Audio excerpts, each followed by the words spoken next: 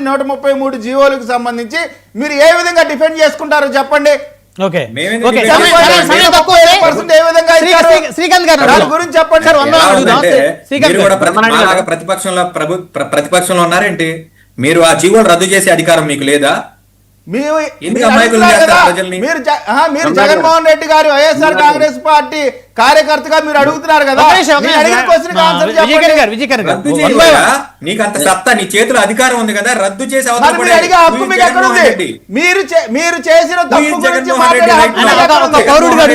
జీవోలు ఏం చేయగలుగుతాడు?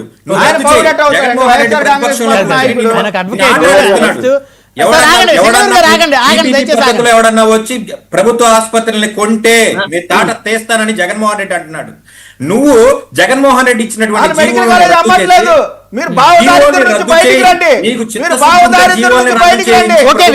రాజధాని వద్దంటారు.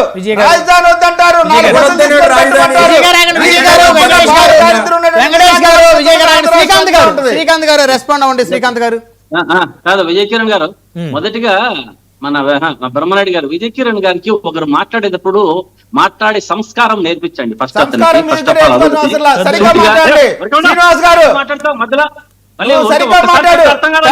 గౌరవించిన ఒళ్ళు పరిచిన మాట మాట్లాడాలి. ఏం తమాషా బెదిరిస్తామండి? ఏం బెదిరిస్తామండి? ఏం తమాషా ఉందండి? ఏం బెదిరిస్తామండి? మాట్లాడినా తమాషాలు సరిగ్గా మాట్లాడు.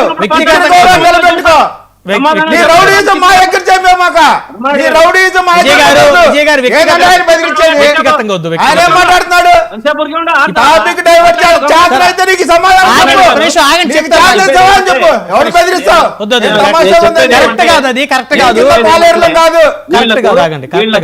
వీళ్లకు అసహనంతో అంటే చెప్పడానికి సూటిగా నేను ఒకటే అడిగా వీళ్ళకు ముందు నుంచి 17 మెడికల్ కాలేజీ ఎవరు తెచ్చారు?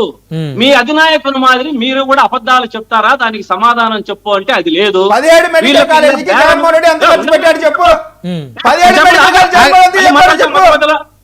అడిగిదానికి కొంచెంసేపు మధ్య మధ్యలో మాట్లాడదు. అస్మదీయులకు దోచిపెట్టేదానికి మాత్రమే ఈ సింగిల్ బిడ్ విధానము. ఆ సింగిల్ బిడ్ విధానం కూడా తెలియదు అతనికి, మాట్లాడుతున్నాడు కూర్చొని. దీనికి 4 మెడికల్ కాలేజీలకి టెండర్లకు కూడా ఆహ్వానించడానికి రెడీ అవుతున్నారు. అది తెలియదు, అక్కడ కూర్చొని మాట్లాడతాడు. ఇవంతా కూడా టెండర్లు పిలిచి సార్ కాదు, నాకు డౌట్. ఇప్పుడు మీరేం ఆరోపిస్తున్నారు? ఈ ప్రభుత్వ మెడికల్ కాలేజీల్ని ప్రైవేటీకరణ అంటే పూర్తిగా ప్రైవేటు వ్యక్తులకి, ప్రైవేటు సంస్థలకి అమ్మేస్తున్నారంటారా మీరు? అమ్ముతున్నారు, దాంట్లో ఏ డౌట్ లేదు. అంటే ఒక ప్రైవేట్ మెడికల్ కాలేజీ ఏ విధంగా అయితే నడుస్తుందో ఇక అదే విధంగా నడుస్తాయి ఈ కాలేజీలు. అంటే ఇంతకుముందు తమ్ముడు కూడా చెప్పాడు, ఇంకా బేరం కుదరలేదు, 2 రోజులు ఉన్నాక ఎలా చేసే చెప్తాము అని చెప్పాడు. అర్థమవుతుంది కదా, మరి ఎందుకు దానికి? ఇది సింగల్. ఇప్పుడు 4 వైద్యశాల కళాశాలలు ఆల్రెడీ నిర్వహణకు టెండర్లకు చేస్తున్నారు. కాలేజీలు ఎవరు తెచ్చారంటే తెలీదు. మొత్తానికి ఈ విధంగా చూస్తే బడుగు బలహీన వర్గాలకి, ఎస్టీ, ఎస్సీ, బీసీ, మైనారిటీలకు, ఈబీసీలకు ఈ విధానం వల్ల విద్యార్థులు గాని విద్యార్థినీయులు గాని మనము నష్టపోతాము. దీంట్లో ఎటువంటి ఇది లేదు. ఈ ప్రైవేటీకరణకు మేము అడ్డుకుంటాం.